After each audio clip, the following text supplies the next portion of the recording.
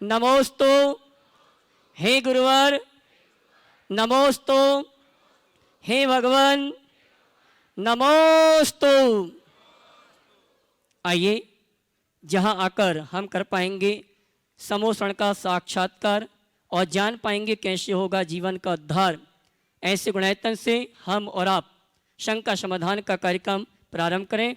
उसके पूर्व मैं उन शुद्धि श्रावकों को आमंत्रित करूंगा जिन्होंने आज गुणायतन का अवलोकन करके अनुभव केंद्र का अवलोकन करते हुए गुणायतन से जुड़ने का सौभाग्य प्राप्त किया है। मैं सबसे पहले उन श्रावकों को आमंत्रित करूंगा, अपने स्थान में खड़े होकर नमन करेंगे। सर्वप्रथम निर्माण निधि से जुड़ने का सौभाग्य प्राप्त किया है, अगर यहाँ पर उपस्थित हैं अपने स्थान में खड़े होंगे और परम पूज मुनिवर के श्री चरणों में नमन करते हुए आशीर्वाद प्राप्त करेंगे। सुश्री करुणा जैन, सुपुत्री श्री विजय कुमार जैन, आरोन गुना, सौभाग्यवती श्यामा कन्हैयालाल लंकड़, श्री राजेंद्र एंड श्रीपाल मोतीलाल पुणे, शारन जिनेन्द्र बुद्धि पुणे अगर उपस्थित है तो अपने स्थान में खड़े होकर आशीर्वाद प्राप्त करेंगे। और जिन्होंने गुणायतन में स्वर्ण दान देने का सौभाग्य प्राप्त किया है उपस्थित हो तो खड़े होकर आशीर्वाद प्राप्त करेंगे। अभिजीत सिल्की अंश जैन के दूसरे जन्मदिन के शुभ अवसर पर कोल्हापुर उन्होंने स्वर्ण दान देने का सौभाग्य प्राप्त किया है।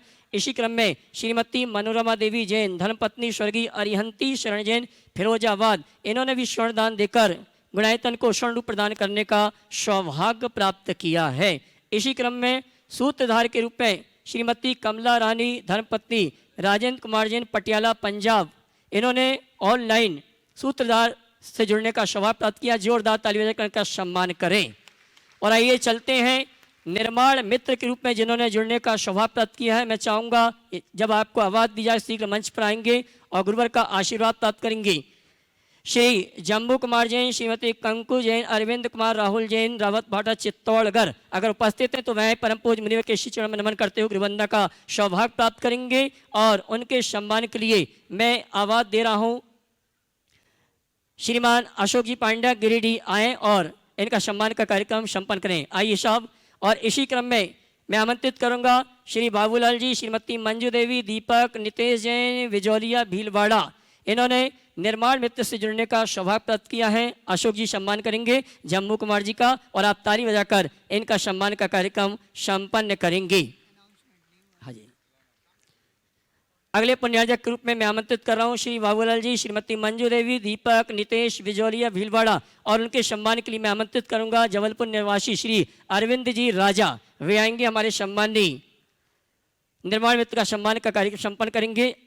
इसी क्रम में मैं आमंत्रित करूंगा श्रीमती पुष्पा सिंह, धर्मपत्नी श्री विनोद जी, श्रीमती विद्या जैन, धर्मपति विमल कुमार जैन, रहली सागर, ये आएंगे परम पूज्य मुनिवर के श्री चरणों में नमन करते हुए गुरुवंदना का सौभाग्य प्राप्त करेंगे। और उनके सम्मान के लिए मैं आमंत्रित करता हूँ गुणायतन ट्रस्टी श्रीमान राजेश जी पुणे, वे आएंगे सम्मान का कार्यक्रम संपन्न करेंगे।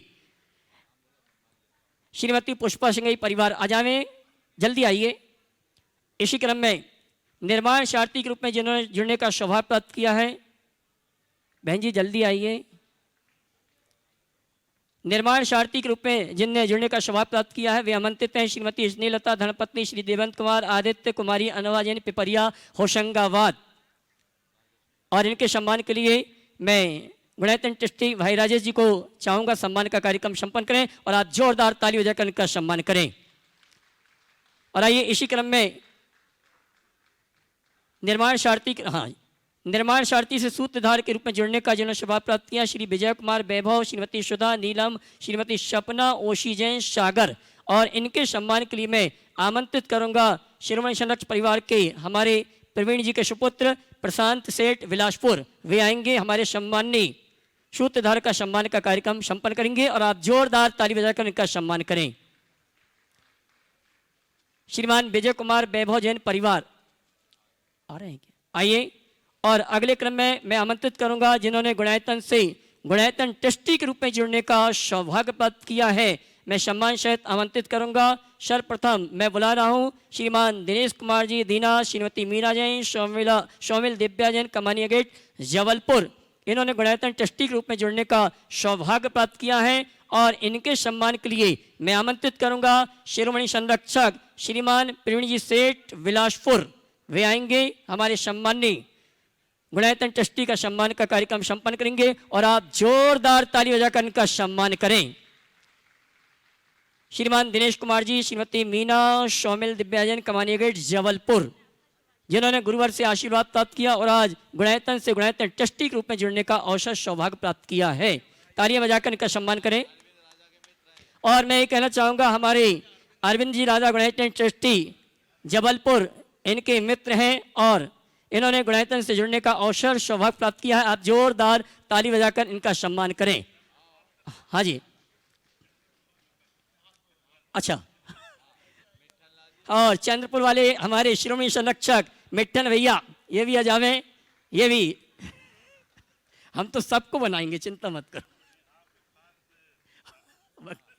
और आइए इसी क्रम में मैं बुला रहा हूँ गुणायतन ट्रस्टी चंद्रमोहन हीरालाल आनंद चंद्रमोहन साय, गुलबर्गा, कर्नाटका, वे आएंगे जिन्होंने गुणायतन ट्रस्टी के रूप में जुड़ने का सौभाग्य प्राप्त किया। जोरदार ताली बजाकर इनका सम्मान करें। और इनके सम्मान के लिए मैं आमंत्रित करूंगा श्रीमान गुणायतन उपाध्यक्ष गुणायतन ट्रस्टी श्रीमान अनिल जी सेठी हजारीबाग, वे आएंगे और चंद्रमोहन हीरालाल जी का सम्मान का कार्यक्रम संपन्न करेंगे। और इनके साथ में आमंत्रित करूंगा शिरोमणि संरक्षक वीर कुमार जी मेहता, वे आएंगे हमारे सम्माननीय चंद्रमोहन हीरालाल जी का सम्मान करेंगे। और मैं चाहूंगा आप अनुमोदना में जोरदार ताली बजाकर इनका सम्मान करें। आइए वीर कुमार जी को जाने दो, अनिल जी वीर कुमार जी को जाने दो। और आइए अगला नाम घोषित कर रहा हूं, श्रीमान चंद्रकांत अप्पा साहेब भोजे पाटिल, साउथ गोवा। हाँ जी, इन्होंने गुणायतन ट्रस्टी के रूप में, और मैं ये कहना चाहूंगा ये हमारे आचार्य परमेष्ठी कुल रत्न भूषण महाराज जी के परम भक्त हैं। जोरदार इनका ताली बजाकर इनका सम्मान करें। और इनके सम्मान के लिए मैं आमंत्रित करूंगा हमारे गुणायतन के यशस्वी महामंत्री श्रीमान अशोक जी गिरिडीह, वे आएंगे हमारे सम्मानी श्री चंद्रकांत जी का सम्मान का कार्यक्रम संपन्न करेंगे। और मैं चाहूंगा जब सम्मान हो तो जोरदार तालियां तो बजनी ही चाहिए। और आइए इसी क्रम में गुणायतन से जो ट्रस्टी के रूप में जुड़े थे और आज शिरोमणि संरक्षक के रूप में जुड़ने का जिन्होंने सौभाग्य प्राप्त किया है, मैं सम्मान सहित आमंत्रित करूंगा। अच्छा, हाँ जी, क्षमा करना, गुणायतन ट्रस्टी के रूप में जुड़ने का सौभाग्य प्राप्त किया है श्रीमान जिनप्पा जी भोपाल जी, आशकी जी हारूगिरी, बेलगांव, कर्नाटका, जो कि परम पूज्य ब्रह्मानंद जी सागर जी महाराज के गृहस्थ जीवन के सुपुत्र हैं, जिन्होंने गुणायतन ट्रस्टी के रूप में जुड़ने का सौभाग्य प्राप्त किया है। और इनके सम्मान के लिए मैं आवाज दे रहा हूं हमारे गुणायतन के कार्याध्यक्ष श्रीमान एनसी जैन साहब दिल्ली और गुणायतन के सीईओ साहब श्रीमान सुभाष जी, ये दोनों आएंगे। सम्मानीय अतिथि श्रीमान जिन्नप्पा जी का सम्मान का कार्यक्रम संपन्न करेंगे और आप जोरदार ताली बजाकर इनका सम्मान करें। और आइए साहब, इसी क्रम में मैं सम्मान से आवाज दे रहा हूं जिन्होंने गुणायतन ट्रस्टी के रूप में जुड़ने का अवसर प्राप्त किया था, आज निवेदन किया, गुरुवर का आशीर्वाद प्राप्त किया और शिरोमणि संरक्षक के रूप में जिनने जुड़ने का सौभाग्य प्राप्त किया है, ऐसे गुणायतन के प्रांतीय मंत्री मणिपुर और जैन समाज मणिपुर के संयुक्त महामंत्री श्रीमान मनोज कुमार जी पाटनी, श्रीमती संगीता जी, अभिषेक जी, अरंत जी पाटनी, ओम जी पाटनी, आर्यम जी पाटनी, इम्फाल, ये आएंगे। आ जाइए मनोज जी। और इनके सम्मान के लिए मैं एक बार पुनः आवाज दूंगा हमारे शिरोमणि संरक्षक श्रीमान ताराचंद जी जयंती परिवार वे आएंगे। और साथ में एक बार पुनः आवाज दूंगा शिरोमणि संरक्षक श्रीमान प्रवीण जी सेठ बिलासपुर, आइए साहब, जोरदार ताली बजाकर इनका सम्मान करें। और महिला सम्मान के लिए मैं आमंत्रित करूंगा चंद्रकला जी पाटनी और शीतल लाधानी, ये दोनों जावे।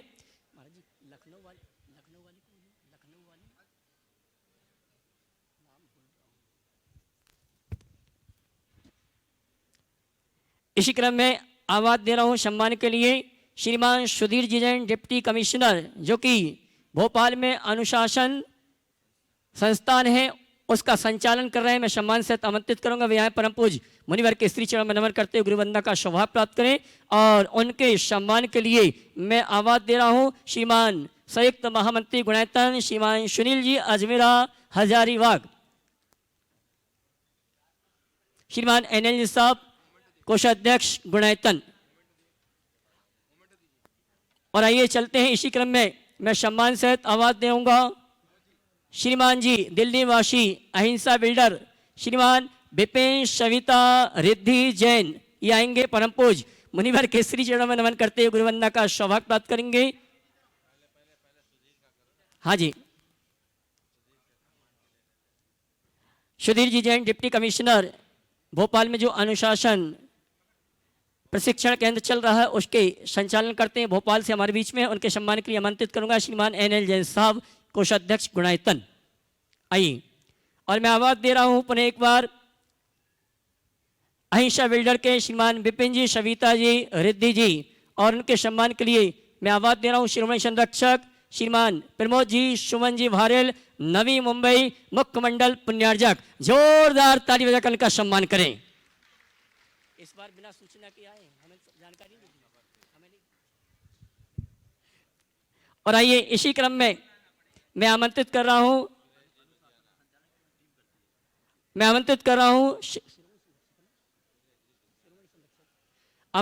श्रीमणी संरक्षक श्रीमान सुरेश जी लुधियाना, वे आएंगे परम पूज्य मुनिवर के श्री चरण में नमन करते हुए गुरुवंदना का सौभाग्य प्राप्त करेंगे।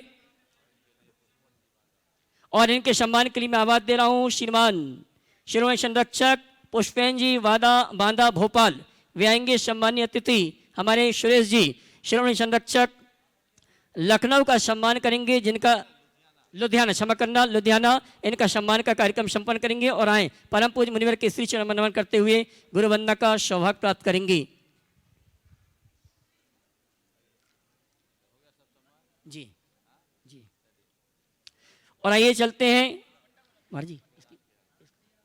और आइए, विगत 2 दिनों से चर्चा चल रही है, पिछले वर्ष कार्तिक माह की अष्टानी का पर्व के अवसर पर यहाँ पर अनवरत गणधर वलय महामंडल विधान करवाने का संकल्प लिया गया था। और इस वर्ष भी बहुत से पुण्यार्जक हैं जिन्होंने अपनी ओर से, अपने परिवार की ओर से गुणायतन में यहाँ आके या ऑनलाइन करवाने का अवसर प्राप्त किया है। उनके नामों की घोषणा कर रहा हूँ, आप ताली बजाकर उनका सम्मान करेंगे। श्रीमान शेठ विनोद रंजन बिलासपुर 11 मंडल, श्रीमान शेठ उत्तम चंद जी कोयलावाला परिवार कटनी 11, श्रीमान सेठ आलोक मधु जैन इंदौर 5, श्रीमान प्रवीण जी सेठ प्रवीण जी श्रोमणी संरक्षक गुणायतन बिलासपुर 5, श्रीमान मिठल लाल जी गुणायतन ट्रस्टी जो कि आगे श्रोमणी संरक्षक बनने वाले हैं पुणे, इनकी ओर से 5। इसी क्रम में श्रोमणी संरक्षक श्री अतुल शीतल लाधानी वक्षरा, इन्होंने 11 की घोषणा की है। शैली जैन दमोह 5, श्रीमती राज दुलारी राजन जी गीता जी अनिल जी ममता जी गन्नौर, इन्होंने 11 विधान की स्वीकृति प्रदान की है। श्रीमान प्रमोद जी सुमन जी नवी मुंबई श्रोमणी संरक्षक, इन्होंने 6 विधान की स्वीकृति प्रदान की है। इसी क्रम में श्रीमान अरविंद जी राजा परिवार जबलपुर, इन्होंने 5 विधान की स्वीकृति प्रदान की है। श्रीमान महेंद्र कुमार जी अजमेरा राखी अजमेरा दुलियाल 5, बहन शकुन दीदी सागर 5, ब्रह्मचारी कमलेश जैन डॉक्टर विकेश जैन सागर, इन्होंने 3 मंडल के लिए स्वीकृति प्रदान की। आनंद प्रकाश जी जैन 5, चंद्रकला जी पाटनी, इन्होंने अपनी ओर से 5 मंडल की स्वीकृति प्रदान की है। और इसी क्रम में श्रीमती कौन और अनिल जी दुर्गापुर, इन्होंने अपनी ओर से 11 विधान की स्वीकृति प्रदान की है। इसी क्रम में हमारे श्रीमान मनोज जी कन्नौज निवासी 5 विधान की स्वीकृति प्रदान की है। श्रीमान विजय सलागी श्रीमती रश्मि सलागी कोलकाता, इन्होंने 5 विधान की स्वीकृति प्रदान की है। इसी क्रम में श्रीमान शीतलमल जी सपरिवार कोटा, इन्होंने 3 विधान की स्वीकृति प्रदान की है। और इसी क्रम में श्री सागर अंजू संजय सुमन कोलकाता, इन्होंने 3 विधान की स्वीकृति प्रदान की है। इसी क्रम में श्रीमती कुसुम जैन रीता जैन दिल्ली 3 विधान के लिए। श्रीमान वीर कुमार भरत मेहता श्रोमणी संरक्षक गुलबर्गा 5 विधान के लिए। श्रीमती सरला दीपचंद जी छावड़ा कोलकाता, इन्होंने 2 विधान के लिए। इसी क्रम में जिनेन्द्र कुमार जैन श्रीमती रश्मि जैन नोएडा 2। और इसी क्रम में और इसके अलावा जो पुण्यार्जक हैं उनके नामों की घोषणा हम कल करेंगे। आइए चलते हैं। और इसके अलावा जो यहाँ पर उपस्थित हैं और जो पारस चैनल जिनवाणी चैनल और प्रमाणिक के माध्यम से इस सूचना को सुन रहे हैं, अगर आप चाहते हैं कि अपने परिवार की ओर से गुणायतन में 1 दिन का, 3 दिन का, 5 दिन का और यहाँ आके विधान करने का या ऑनलाइन विधान करने का सौभाग्य प्राप्त करना चाहते हैं, यहाँ आके जो विधान करेंगे उसके लिए राशि निश्चित है 31,000 रुपये की, और घर बैठे सौभाग्य प्राप्त करना चाहते हैं तो राशि है मात्र, और जब आपकी ओर से विधान होगा तो ऑनलाइन सीधे आपके घर में ये दृश्य दिखाने का अवसर आपको प्राप्त होगा। आइए हम और आप चलते हैं शंका समाधान के कार्यक्रम को प्रारंभ करने के लिए।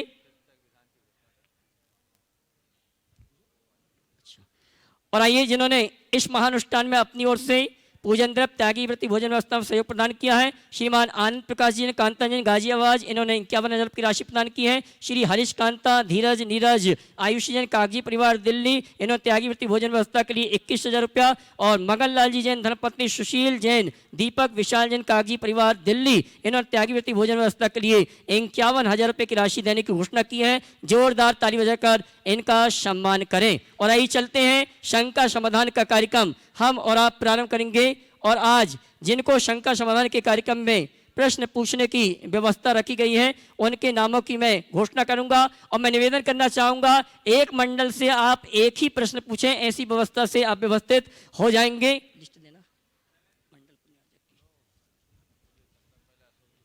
और आइए प्रथम प्रश्न के लिए मैं आमंत्रित करूंगा अपनी बात रखने के लिए गुणायतन परिवार की ओर से श्रीमान महामंत्री गुणायतन श्रीमान अशोक जी पांड्या गिरिडीह, वे आएंगे, गुणायतन परिवार की ओर से अपनी बात रखेंगे। उसके बाद संघ का समाधान का कार्यक्रम हम और आप प्रारंभ करेंगे।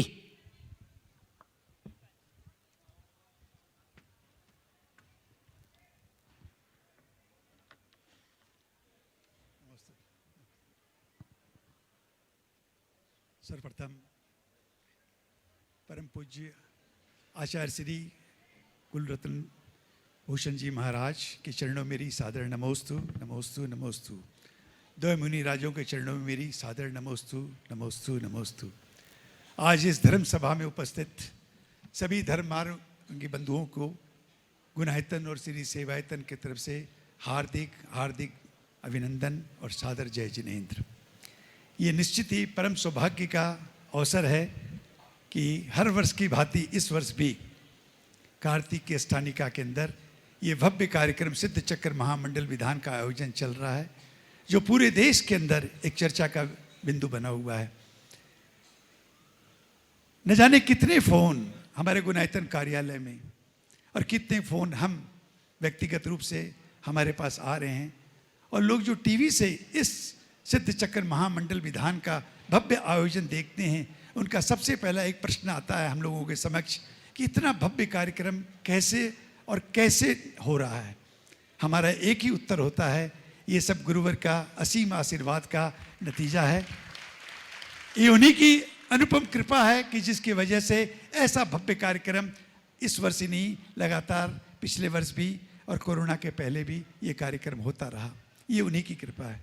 एक दूसरा प्रश्न देश के अंदर और विदेशों में आता है हम लोगों के समक्ष। गुरुवर के समक्ष में तो ऐसा प्रश्न नहीं आता है, क्योंकि गुरुवर के पास तो हर चीज़ का समाधान तत्क्षण है। हम लोगों को, हम श्रावक जो कि बहुत कम ज्ञान रखते हैं, उनके पास एक प्रश्न आता है कि साहब ये बार बार आप जो कहते हैं कि गुणायतन से जुड़ो, गुणायतन से जुड़ो, गुणायतन से जुड़ो, ऐसा क्या मर्म है, ऐसा क्या, ऐसी क्या अविलक्षण बात है जो गुणायतन से जुड़ना और अन्य जगह से जुड़ने में हम लोगों को अंतर दिखता है। तो हम अक्सर उनको एक ही बात का जवाब देते हैं कि पवित्र गंगा जो एक बहुत पवित्र नदी मानी गई है, उस नदी में जब मनुष्य गोता लगाता है और डुबकी लगाता है तो उसका एक ही भाव रहता है कि मेरे जितने भी पाप हैं, मेरे जितने भी परिग्रह हैं, मेरे जितने भी मेरे ऊपर के अंदर किए गए अनिष्ट काम हैं, इस डुबकी के माध्यम से मेरे वो सारे पाप धुल जाएं। हमने मान लिया ना, आपने धुल जाते हैं, निश्चित ही धुलते होंगे। ऐसी परंपरा है, ऐसी मान्यता है जिसके ऊपर कोई तर्क नहीं है। तो गुणायतन एक ऐसी धर्म गंगा बह रही है, ऐसी धर्म गंगा बह रही है देश में और विदेश में। जो भी श्रावक इस धर्म गंगा के अंदर अपनी डुबकी लगाए तो जानते हैं उसकी डुबकी के बाद उसको क्या मिलता है। पाप तो उसके धुलते ही हैं, उसके बाद उसको सम्यक्त का मार्ग मिलता है। उसको उस आत्मा से परमात्मा जाने का मार्ग प्रशस्त होता है। ये धर्म गंगा है जो गुनायतन में बह रही है गुरुवर के असीम आशीर्वाद से। सुनने वाला कहता है वास्तव में साहब आपने सही कहा, यही सच्चाई है कि और कोई मार्ग नहीं अपने पापों को धोने का मार्ग, एक यही धर्म गंगा जो गुनायतन के माध्यम से बह रही है गुरुवर के आशीर्वाद से, आचार्य भगवान के आशीर्वाद से। इसके अंदर सारे पाप अगर धोने हैं और वो भी शाश्वत भूमि के अंदर ये सारा आयोजन हो रहा है, तो इससे बेहतर और कोई व्यवस्था हो नहीं सकती है। मैं आपको बताऊं, कई ऐसे हमारे गुनायतन के ट्रस्टी हैं, जब हम देखते हैं उसके ऊपर चर्चा करते हैं, तो कई ऐसे ट्रस्टी जो गुरुवर के चरणों में तो पीछे आते हैं, वो टीवी के माध्यम से गुरुवर का दर्शन करते हैं, उनका आशीर्वाद ग्रहण करते हैं, और गुरुवर की जो दिव्य वाणी टीवी के माध्यम से लोगों के पास पहुंचती है, वो इतना प्रभावित होते हैं, वो कहते हैं गुरुवर के चरण के साक्षात दर्शन करने तो हम पीछे जाएंगे, पहले हम इस संस्था से, जो ऐसी संस्था है जो विश्व के अंदर अलौकिक अनौकिक संस्था है, इससे हम जुड़े। और वो जुड़ते हैं। आज ही एक नाम जो आज हमारे बीच में मौजूद हैं, मनोज जी पाटनी, डीमा इम्फाल वाले, पहले वो हमारे ट्रस्टी थे, आज उन्होंने शिरोमणि की स्वीकृति दी। मैंने ऐसी चर्चा बस उनसे पूछा जब ऑफिस में बैठे थे कि आप साहब ट्रस्टी कब बने, हमारे गुनायतन से कब जुड़े? तो उन्होंने कहा अंदाजन में शायद 2012 या 14 में जुड़ा। हमने जुड़ने का आपको क्या प्रेरणा थी? बोले गुरुवर की दिव्य वाणी, गुरुवर का दिव्य दर्शन, हमने आपने दर्शन किया था? बोले नहीं, मैंने तो टीवी के माध्यम से देखा गुरुवर की वाणी को, गुरुवर के दर्शन किया, और मेरे मन में उसी मन में हो गया कि मैं जब तक गुनायतन का ट्रस्टी नहीं बनूंगा मैं गुरुवर के दर्शन नहीं करूंगा। एक ऐसा ही बड़ा नाम हमारे पास है, अतुल जी लधानी। वो गुरुवर के सामने अपनी बात रखते रहे, जब उन्होंने शिरोमणि संरक्षक की स्वीकृति दी कि गुरुवर मैं शिरोमणि संरक्षक तो बनना चाहता हूं लेकिन अभी नहीं, जब मैं अपने सारी स्वीकृत की हुई राशि की पूरी भरपाई कर दूंगा तब मैं गुरुवर पहली बार आपके दर्शन करूंगा। तो मैं आपको ये 2-3 नाम, ऐसे न जाने कितने नाम हमारे पास हैं, अगर कहने लगे तो सारा संकट समाधान का समय निकल जाएगा। मुझे समय की पाबंदी दी गई है, मैं ज़्यादा नहीं बोल सकता। तो मेरा इतना ही कहना है कि जो प्रश्न उठता है कि गुनायतन से जुड़ना क्या है, ये तो आप खुद ही तय करें कि गुनायतन से जुड़ना क्या है। मैं आपको गुनायतन की भावी योजनाएं जो चल रही है उसके बारे में 1 मिनट का समय लूंगा। देखिए आपके समक्ष आज जितने भी हमारे धर्मानुरागी बंधु इस धर्म सभा में उपस्थित हैं, निश्चित उन्होंने हमारे भव्य पाषाण के मंदिर का जो निर्माण हो रहा है उस निर्माण को आपने अवलोकन किया होगा। तत्पश्चात अपने अनुभव पार्क का भी अनुभव केंद्र जो हमारा बन रहा है, जो अपने आप में आत्मा से परमात्मा का दर्शन कराएगा, उसका भी आपने आज कई लोग जो गए, हमारे प्रमोद जी भारी जो शिरोमणि संरक्षक हैं, हमारे मनोज जी पाटनी, और न जाने कितने नए लोग जो आज पधारे इस शाश्वत भूमि में, उन्होंने इसका दर्शन किया और आने के बाद उनकी एक ही प्रतिक्रिया थी, वाह क्या चीज बन रही है, ये विश्व में एक नायाब चीज गुरुवर के आशीर्वाद से बन रही है जो कभी लोग भूलेंगे नहीं। आने वाली संतति के लिए एक ऐसी धरोहर है जिससे उनको कितना लाभ मिलेगा। वो किताबों से, ग्रंथों से, साहित्य से, शास्त्रों से निकल करके जब इस थीम पार्क अनुभव केंद्र का जब अवलोकन करेंगे और जब आएंगे तो उनको लगेगा कि साहब आधे घंटे के अंतराल के अंदर उनको जैन धर्म का सार, उसका सब कुछ उनको मिल गया। ऐसी थीम के अनुभव केंद्र का निर्माण हो रहा है, संत निवास का भी निर्माण हो रहा है। हमारे त्यागी वृत्तियों के लिए भी गुरुवर ने बहुत चिंता रखी है, उसका भी द्रुत गति से निर्माण चल रहा है। और 2-3 नई परियोजना सहस्त्रकूट जिनालय का, ये सारी परियोजनाओं को मैंने अपने समक्ष इसलिए रखा, ये सारी परियोजनाएं लगभग अपने पूरे निर्माण के अंतिम चरण में चल रही है। और ऐसा विश्वास है हमारी निर्माण कमेटी और हमारी कार्यकारिणी को कि आने वाले महीनों में, जैसा गुरुवर ने संकेत दिया, आशीर्वाद तो नहीं दिया है, कि 2023 जो संभावित पंच कल्याण की एक तिथि अभी रखी है, गुरुवर ने हम लोगों को, हमारी कमेटी को आशीर्वाद नहीं दिया है, लेकिन निश्चित गुरुवर का एक संकेत है कि यदि तुम अपने सारे निर्माण कार्य इस अवधि में अगर पूरे कर लेते हो तो ये संभावना लगती है, अभी तक पूरी निश्चित नहीं हुई है, हो सकता है 2023 में ये महान पंच कल्याणक जो इस शताब्दी का, मैं क्या कहूं, कितने वर्षों का ये महान और एक बात आपको मैं अपनी बात को खत्म करने के पहले, गुरुवर की पूरी पट कथा इस महापंच कल्याण की लगभग पूरी हो चुकी है। मेरे को कहना तो नहीं चाहिए, लेकिन मैं कहूं कि गुरुवर की कितनी दिव्य दृष्टि चलती है और एडवांस प्लानिंग चलती है। आने वाले उस महापंच कल्याण की पूरी पृष्ठभूमि तैयार है। केवल हमारे तरफ से अपने निर्माण कार्य को अगर हम उनके चरणों में जाके ये कहें कि हमने निर्माण कार्य पूरा कर लिया, तो निश्चित ही गुरुवर का आशीर्वाद मिलेगा। आप सभी से निवेदन है कि इस भावी पंच कल्याण के अंदर अपनी सहभागिता पूरे तन मन धन से दें, क्योंकि इस शताब्दी का ये महान पंच कल्याणक होगा जो आने वाले वर्षों में कभी नहीं भुलाया जाएगा। मैं इसी बात के साथ अपनी वाणी को विराम देता हूं और पुनः इस धर्म सभा में उपस्थित सबों को मेरी सादर जय जिनेन्द्र। धन्यवाद पांडे जी। और आइए चलते हैं शंका समाधान का कार्यक्रम प्रारंभ करेंगे।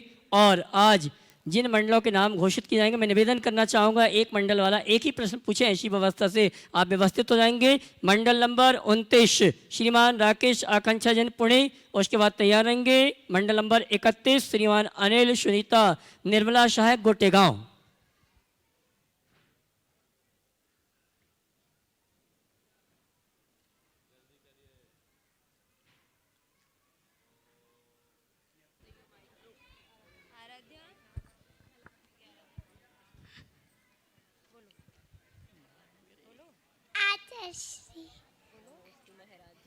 नमोस्तु नमोस्तु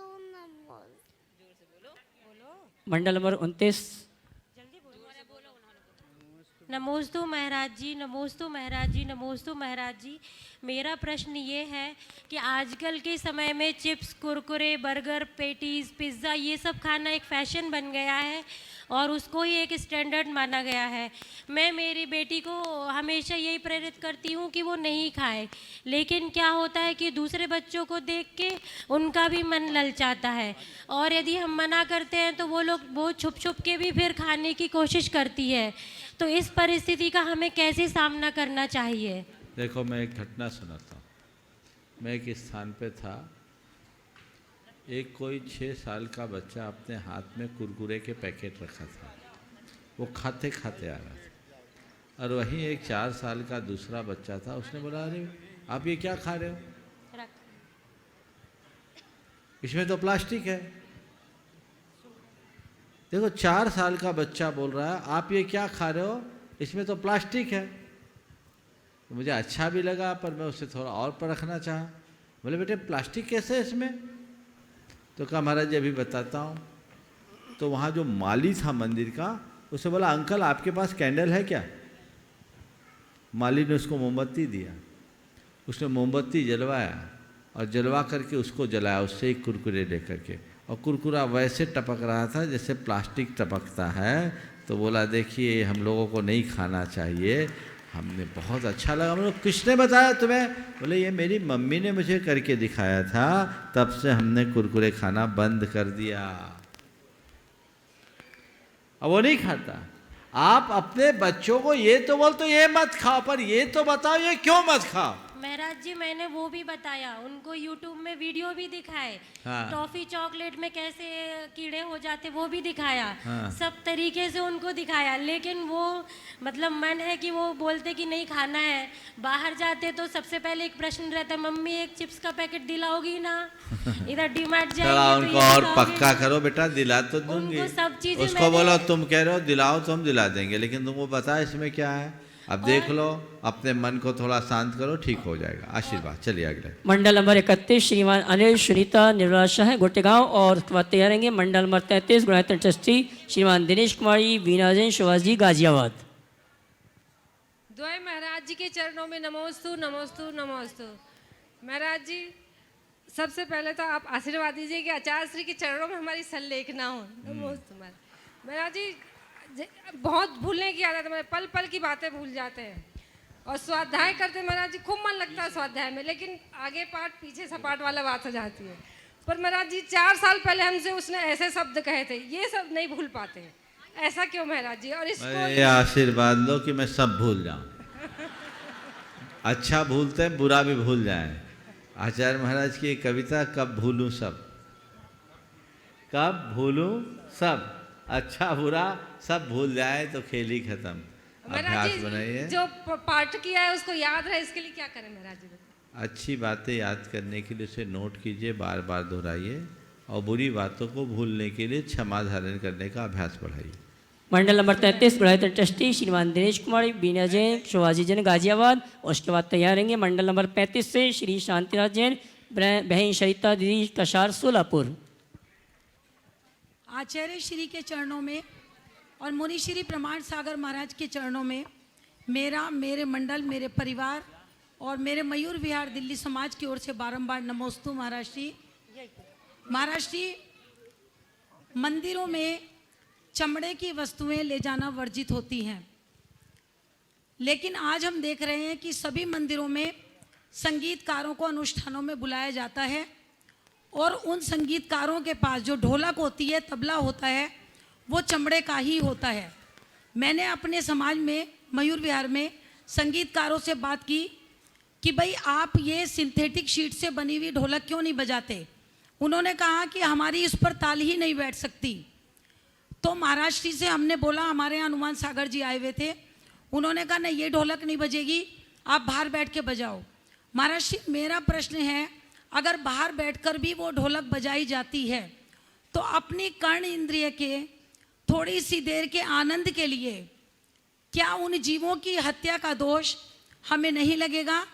और दूसरी बात, इतने पवित्र स्थान पर ऐसी अपवित्र वाद्य यंत्रों का बजाना क्या उचित है? देखिए, आपका जो सवाल है अपनी जगह बिल्कुल सही है, लेकिन पहले हमें ये देखना है कि जो चर्म है उसकी उत्पत्ति हत्या करके ही हो, ऐसा कोई ज़रूरी नहीं है। स्वाभाविक मौत से मरे प्राणियों के खाल से भी चर्म प्राप्ति होती है, और हमारे शास्त्रों में इनका उल्लेख है। जिन मंदिरों में पुराने समय में भी ढोल नगाड़े बजते थे, वाद्य यंत्र बजते थे, आप लोग पुरानी पूजाओं में इन पंक्तियों को देखते हैं। देवी देवता भी जितने भी पूजन आराधन करते हैं वो वाद्य यंत्रों के माध्यम से करते हैं। तो यदि वह मृत प्राणी के कलेवर से बनता है तो वो उस प्रकार की हिंसा नहीं है, लेकिन चर्म एक अशुद्ध वस्तु है, इसलिए इसे मंदिर के सभा मंडप से आगे प्रवेश नहीं देना चाहिए। समझ गए? उसका एक स्थान है, गर्भ मंडप, सभा मंडप, नृत्य मंडप, श्रृंगार चौकी, वहाँ अलग अलग स्थान रहता है, एकदम अंदर नहीं ले जाना चाहिए। पर आज तो हमारे पास बहुत अच्छे विकल्प हैं, सिंथेटिक वाद्य यंत्र आज सुलभ हो गए हैं, हमें उनका प्रयोग करना चाहिए, और इलेक्ट्रॉनिक जो वाद्य हैं उनका प्रयोग करके अपने संगीत की संगत को ठीक करने का प्रयास करना चाहिए। तो ये जो चीज़ें हैं इनको एकांत से निषेध करना भी उचित नहीं है, पर इनके लिए आंख बंद करना भी अच्छी बात नहीं है। हमें अपने विवेक का परिचय देते हुए ये कार्य करना चाहिए। नमोस्तु महाराज। मंडल नंबर 35 से श्रीमान शांतिनाथ और जैन। एक प्रश्न मेरा है, यदि आप कहें तो। अब बच जाएगा समय प्लीज तब। Please sir. चलिए बोलिए जल्दी से। गुरुवर, मैं हस्तापुर क्षेत्र के मवाना नगर से आया हूँ गुरुवर। वहाँ पर आचार्य धर्मभूषण जी महाराज की प्रेरणा और आशीर्वाद से एक दर्द निवारक तेल दिया जाता था गुरुवर। उनकी समाधि के बाद उस तेल को अब मैं मवाना से दे रहा हूँ गुरुवर। लेकिन मेरे यहाँ 75% मोमडन बस्ती है, वो लोग मेरे पास तेल लेने आते हैं। मैं उनसे कहता हूँ कि यदि आप अंडा और मीट छोड़ सकते हैं तो इस तेल को ले जाएं, वरना बिल्कुल नहीं देंगे। तो उनमें से करीब 50-60% ये कहते हैं कि हम नियम ले लेते हैं कि हम तेल लेंगे लेकिन अंडा मीट नहीं छोड़ेंगे। तो मेरा प्रश्न ये है गुरुवर। नहीं छोड़ेंगे, नहीं छोड़ देंगे। हाँ। नियम ले लेंगे, अंडा मीट नहीं खाएंगे। हाँ। तो गुरुवर, मेरा शंका ये है कि मैं जो कह देता हूँ कि मेरी गारंटी है कि आप इस तेल को लगाने से बिल्कुल ठीक हो जाएंगे, तो कहीं मैं अपने कर्मों का कुछ अपने लिए नुकसान कर रहा हूँ या कुछ फायदा कर रहा हूँ? आप जान बचा रहे हो कि मार रहे हो? हाँ जी। आप जान बचा रहे हो कि मार रहे हो? नहीं, मैं तो जान ही बचाने की कोशिश सुनो कर तो, रहा हूँ। अब जान बचाने वाला पुण्य कमाता है कि पाप? पुण्य मिलना चाहिए गुरुवर। फिर क्यों संशय करते हो? आंख मूंद के करते रहो, ठीक और है। थोड़ा अपना वाक्य सुधार लो। मैं नहीं दूंगा ये बात की बात। ठीक है। आप बोलो ये तेल तभी फायदा करोगे जब अंडा मांस छोड़ोगे। अंडा मांस खाने वालों को ये तेल काम नहीं ठीक है करेगा, गुरुवर। ऐसा बोलोगे तो बात निषेध भी नहीं होगी और काम भी बनेगा। नमोस्तु चलिए। गुरुवर। मंडल नंबर नमोस्तु 35 से श्रीमान शांतिनाथ जैन, बहन सरिता दीदी कश्यार सोलापुर, उसके बाद तैयार रहेंगे मंडल नंबर 37 से रांची, जबलपुर, गुना, बेंगलोर की सभी श्राविकाएं एक साथ। नमोस्तु महाराज जी, मेरा प्रश्न ये है कि इस पंचम काल में व्रतियों की संख्या फिक्स है क्या? अगर फिक्स है तो कितने हैं? और जितने व्रती बनते हैं क्या वो सभी स्वर्ग जाते हैं? मान लो कोई व्रती है और व्यवस्थित पालन नहीं हो रहा है तो क्या वो भी स्वर्ग जाएगा? क्योंकि जितने व्रती होते हैं तो उनको लगता है कि अब तो हमारा स्वर्ग का टिकट फाइनल हो गया, तो उसमें वो प्रमादी बनते जाते हैं। और ये देख के व्रतियों के मन में व्रतियों के प्रति अनास्था सी हो रही है। तो ऐसा है, बहुत अच्छा सवाल है आपका।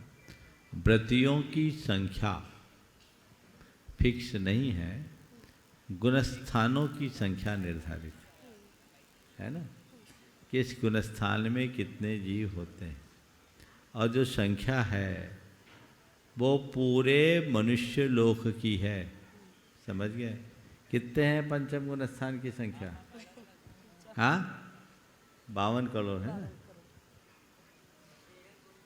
हाँ, 13 करोड़ सासादन का 52 है, 13 करोड़ है पंचम गुणस्थान की संख्या। तो गुणस्थान की संख्या है, न कि व्रति की, और ये संपूर्ण मनुष्य लोक में। समझ गए? ये सासाद पंचम गुणस्थान व्रति मनुष्यों की संख्या है। तो ये संख्याएं अपने हिसाब से बनती बदलती है, और जो विशुद्ध व्रति होते हैं वो नियमतः सद्गति के पात्र होते हैं।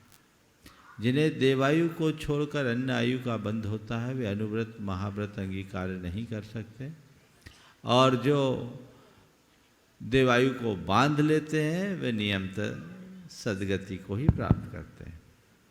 अब रहा सवाल कि बहुत सारे लोग व्रती तो बन जाते पर व्रती जैसा जीवन नहीं जीते, तो भाई नकली आदमी को थोड़ी कोई लाभ मिलेगा, जो असली व्रती होगा उसको लाभ मिलेगा, नकली व्रती तो नकली।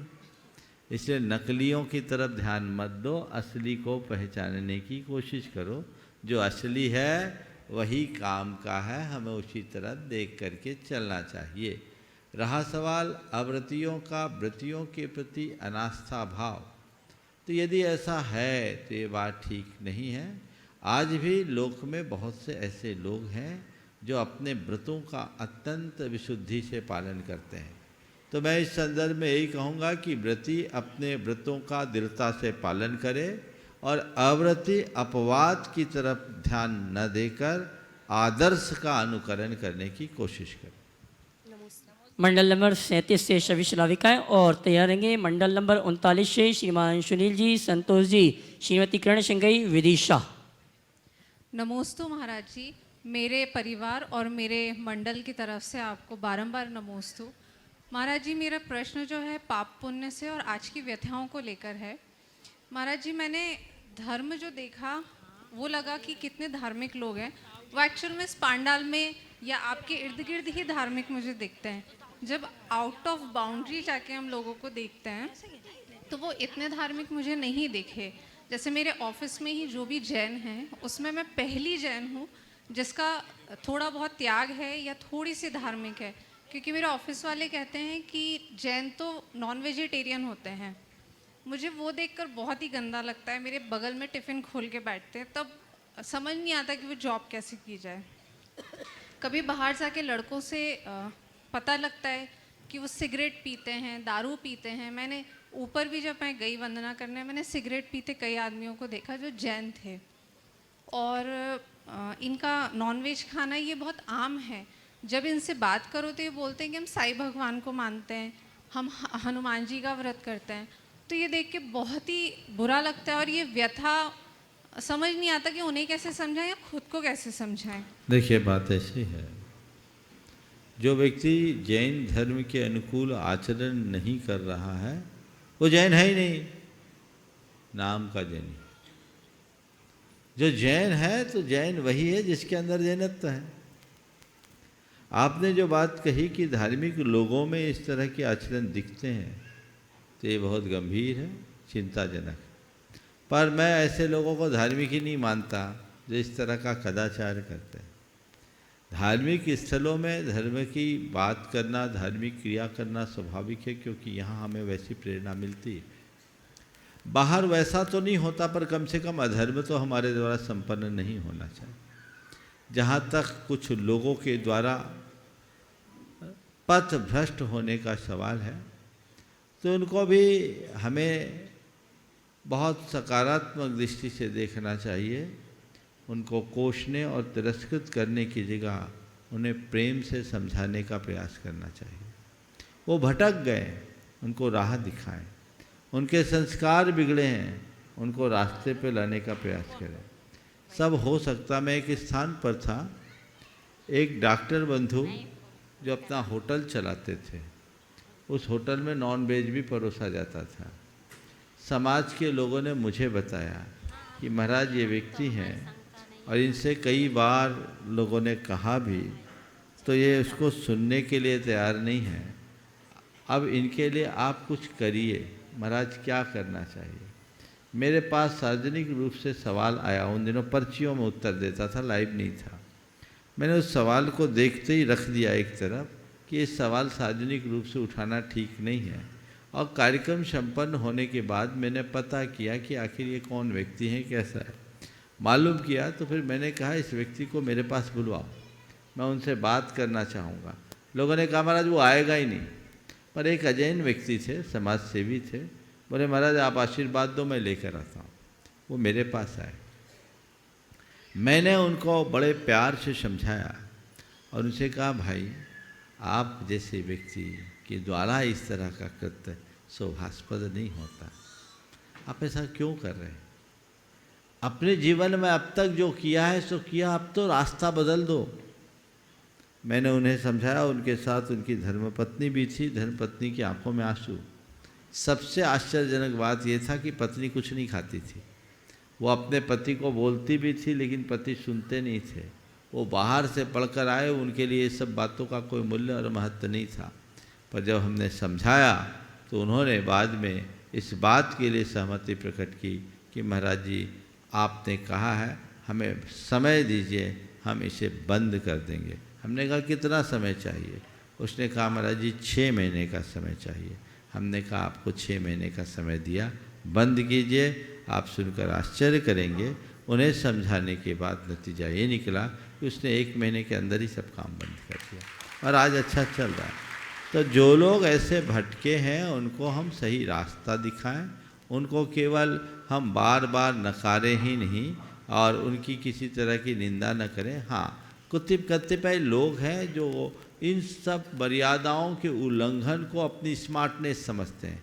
ये ठीक नहीं है, उन्हें हमें समझाना चाहिए। महाराज जी, जब उन्हें ये चीज़ समझाई जाती है तो वो ये बोलते हैं कि जो हमारा एक लाइफ साइकिल होता है ना नॉनवेज खाने वाला, अगर हम नहीं खाएंगे तो ये संसार पे जानवर बढ़ते जाएंगे। तो समझ उनको बोलो गधा घोड़ा कोई नहीं खाता तो उनकी संख्या क्यों नहीं बढ़ी?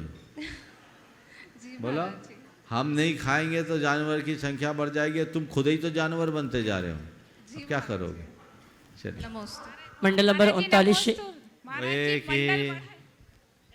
मंडल नंबर 39 से 37 नंबर है। हाँ चलिए बोलिए। 37 मंडल नंबर 39 से श्रीमान सुनील जी, संतोष जी, श्रीमती किरण सिंह गई, विदिशा और उसके बाद तैयार रहेंगी। मंडल इतना ही रखो जी ठीक। गए मुनिराजों के चरणों में नमोस्तु नमोस्तु नमोस्तु। महाराज श्री हमारी शंका नहीं है, हम आभार व्यक्त करना चाहते हैं कि हम लोग कई अष्टानिका पर विधान में आने का सोचते रहते थे लेकिन आ नहीं पाते थे।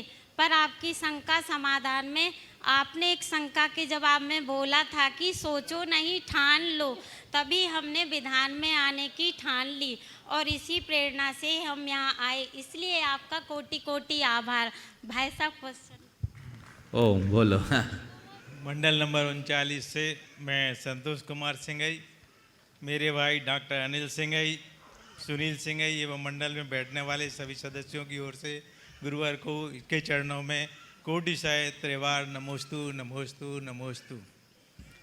महाराज जी आपके सानिध्य में आकर आज मुझे क्षमा सागर महाराज जी की याद आ रही है। जब 1992 में आपका चातुर्मास विदिशा नगर में हुआ था एवं मैंने अपने नवनिर्मित घर के लिए मुनिवर के आहार से उद्घाटन किया था, आज आपसे क्षमा सागर महाराज जी के साथ का कोई एक संस्मरण के लिए निवेदन करता हूँ, कृपया आशीर्वाद स्वरूप सुनाएं। एक अन्य चिंता मेरी उच्च शिक्षित पीढ़ी से है, जो संस्कारित तो है परंतु धार्मिक क्रियाओं में भाग लेने से झिझकती है। कृपया ऐसा आशीर्वाद दीजिए मेरे परिवार को कि अगली पीढ़ी भी धार्मिक रहे एवं परिवार में धर्म की रक्षा हो। नमोस्तु महाराज। ओ, मैं तो चाहूँगा पहले इस परिवार का जोरदार करतल ध्वनि से अभिनंदन कीजिए। यह परिवार है इनके बड़े भाई डॉक्टर अनिल सिंघई, एक बहुत अच्छे आयुर्वेद के चिकित्सक हैं और पूरे संघ की सेवा वैया वृत्ति में पूरी तरह तत्पर रहते हैं।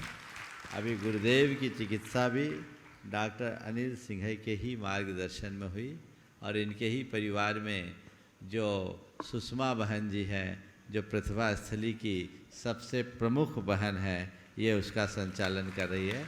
ऐसा परिवार यहाँ इस विधान में सम्मिलित हुआ है। एक बार जोरदार करतल ध्वनि से इनका स्वागत। आपने दो बातें कही है, क्षमा सागर जी महाराज के साथ का संस्मरण सुनाने की बात की और नई पीढ़ी को हम धर्म के प्रति कैसे उत्साहित करें ये बात की। मैं एक संस्मरण के ही माध्यम से आपके सवाल का उत्तर देना चाहूँगा। एक जगह हम लोग थे और मंदिर में अभिषेक का कार्यक्रम हो रहा था। तो जैसा कि होता है अक्सर, मंदिर के कतिपय ऐसे लोग होते हैं बड़े बुजुर्ग, जो मंदिरों की व्यवस्था में अपना एकाधिपत्य बना लेते हैं। तो एकाधिपत्य बनाते हैं तो कुछ भी काम हो तो पहले हाथ में वही संभाले। उन दिनों कोई बोनियाँ लगती नहीं थी। तो एक सज्जन ने शांति धारा का कलश अपने हाथ में उठा लिया। क्षमा सागर जी महाराज थे, मैं भी था, वो मेरे से थोड़े आगे थे। उन्होंने कहा, सुनो, आप चाहते हो कि आपका बेटा और पोता भी, उन्हें तो बुंदेलखंडी में कहा कि तुम चाहत हो कि तुम्हारा मोड़ा और पोता भी जे अभिषेक करे, हमारा चाहत तो जो कलशा उन्हें थमाओ। अगर तुम चाहते हो कि मेरा बेटा और मेरा पोता भी अभिषेक करे तो जो कलश तुमने अपने हाथ में रखा वो उनको थमाओ। जब तुम ही अपना एकाधिपत्य जमा के रखोगे तो आने वाली पीढ़ी को अवसर कैसे मिलेगा। बस यही प्रेरणा होनी चाहिए। जहाँ तक आज की नई पीढ़ी को धर्म से जोड़ने का सवाल है, मेरा मानना है कि आज की उच्च शिक्षा संपन्न पीढ़ी को बहुत अच्छे से धर्म सिखाया जा सकता है, बशर्ते हम उन्हें केवल रिचुअल की तरफ ना बोलें, हम उन्हें स्पिरिचुअल की ओर जोड़ने की कोशिश करें। जब तक हम आज की पीढ़ी को आध्यात्मिकता से नहीं जोड़ते, उनका धार्मिकता के प्रति उतना उत्साह नहीं जुड़ता। तो उनके हृदय में अध्यात्म की प्यास जगाएं और उनको अपने जीवन के प्रबंधन का विज्ञान धर्म से जोड़कर सिखाएं। उन्हें ये बात उनके मन में बिठा दें कि ये हमारी एक प्रकार की इनर इंजीनियरिंग है। टेक्नोलॉजी की भाषा में उन्हें जब हम बात सिखाएंगे तो उनको समझ में आएगा कि भैया इसके भीतर का मैकेनिज्म कुछ और है और उसे इसी इंजीनियरिंग से पूरा करना होगा। हम लोग इस तरह से समझाएं तो मुझे पक्का भरोसा है उनका न केवल रुझान बढ़ेगा अपितु वो अपने जीवन को बहुत आगे भी बढ़ा सकेंगे। और आइए हम और आप यहाँ पर जो उपस्थित, एक मेरा प्रश्न छोटा सा है। महाराज जी, कमियां तो सब में होती हैं, पर हमें दूसरों में कमियां और खुद में खूबियां ही नज़र आती हैं। तो हमें क्या करना चाहिए कि सामने वालों की हमें खूबियां नज़र आएं? कृपया मेरी देखो, सामने वालों की खूबियां नज़र आए तो उसके लिए अपनी कमियां देखना शुरू कर लो। जब तक आप अपनी खूबियां देखोगे सामने वालों की खामियां दिखेगी, और जब सामने वाले की खूबियां देखने लगोगे तो अपनी खामियां दिखने लगेगी। चलिए। और आइए यहाँ पर जो उपस्थित श्रावक श्राविका हैं उनके माध्यम से शंका समाधान के कार्यक्रम को गति प्रदान करेंगे। और आज जिन्होंने गुणायतन से गुणायतन ट्रस्टी के रूप में जुड़ने का स्वभाव प्राप्त किया, मैं सम्मान सहित आमंत्रित करूंगा। अगले प्रश्न के लिए श्रीमान चंद कुमार जी अप्पा साहेब मोजे पाटिल, साउथ गोवा पौंडा निवासी वेडकी हाल कर्नाटक। उसके बाद तैयार रहेंगे चंद्रमोहन हिलाल साय गुलबर्गा कर्नाटका। और इनके साथ परगौड़ा जी साथ में आ जाएंगे। नमोस्तु गुरुवर, नमोस्तु गुरुवर। आज हमारा परम सौभाग्य है, भाग्य है, क्योंकि आज गुणायतन में जुड़ने का हमको मौका मेरे भाग्य में था। बहुत दिन से मन में था लेकिन वो मौका नहीं आ रहा था, लेकिन आज निमित्त बना। कर्नाटक से जो गवर्नमेंट के ऑफिसर आए उनके साथ आए और कुलरत्न भूषण महाराज जी भी यहाँ से विहार कर रहे, तो उन्होंने भी ऐसे इच्छा जताई कि गुणायतन से जुड़ना है, महाराज जी के साथ रहना है। और हमारा भद्रगिरी जो क्षेत्र है वहाँ आपका आशीर्वाद उधर भी थोड़ा चाहिए, क्योंकि वो भी एक बहुत बड़ा क्षेत्र है। तो कुलरत्न भूषण महाराज जी मेरे को ज़्यादा प्रेरित किए कि गुणायतन, और मेरे मन में भी था, तो मैं अपने आप को भाग्यशाली समझता हूँ। और आने वाले दिनों में पूरे तन मन धन से गुणायतन से जुड़े रहेंगे और आपका आशीर्वाद हमारे तरफ भी रहने दीजिए, क्योंकि आज के युग में आप जैसे सरल और स्ट्रेट फॉरवर्ड कैसे बताते हैं यंग जनरेशन को, आपकी बहुत आशीर्वाद की हम कामना करते हैं, क्योंकि उन्हीं के भाषा में आप वो इनको अच्छी तरह बताते हैं तो वो बात उनको समझ में आ जाते हैं। हम बताते हैं तो हमको उल्टा वो डांटते हैं, तो आप सही उनके मास्टर है ऐसे मैं मानूंगा। और हमारे युवा पीढ़ी को आपसे जरूर अच्छी तरह धर्म प्रवान होगी। इन्हीं भावना के साथ नमस्ते महाराज जी। नमस्ते। बहुत बढ़िया। देखिए एक बार जोरदार करतल ध्वनि से चंद्रकांत जी का, ये एक बहुत अच्छे सामाजिक कार्यकर्ता है, महाराष्ट्र के मार्गदर्शन में ये बहुत अच्छा कार्य कर रहे हैं। एक बार पुनः इनका अभिनंदन कीजिए। चलिए अगला। और आइए मुनि श्री ब्रह्मनाथ सागर जी महाराज की ग्रस्त अवस्था के पुत्र श्रीमान जिनप्पा जी भूपाल जी, जिन्होंने गुणायतन में ट्रस्टी के रूप में जुड़ने का स्वभाव प्राप्त किया। इसके बाद आमंत्रित हैं, उनका सवाल नहीं है, गुलबर्गा वाले को। चंद्रमोहन हीरालाल शाह आनंद चंद्रमोहन शाह गुलबर्गा कर्नाटका। और उसके बाद तैयार रहेंगे श्रीमान दिनेश कुमार जैन दीना, श्रीमती मीना सोमिल दिव्या जैन कमानिया गेट गुणायतन ट्रस्टी जबलपुर।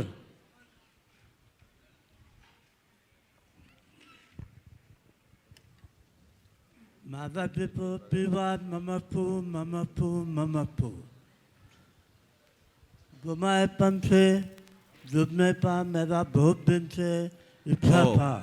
ऐसा है, सवाल कर लीजिए तो बहुत अच्छा रहेगा अगर कोई सवाल है तो, नहीं तो एक बार चंद्रमोहन जी का सभी लोग अभिनंदन कर लीजिए और लोगों को समय दे दीजिए। बहुत बहुत आशीर्वाद। चलिए अगला। और आइए अगले प्रश्न के रूप में श्रीमान दिनेश कुमार जी दीना जी गुणायतन ट्रस्टी जबलपुर, इधर दीजिए। और उसके बाद तैयार रहेंगे हमारे गुणायतन के उपाध्यक्ष श्रीमान अनिल जी सेट्टी हजारीबाग।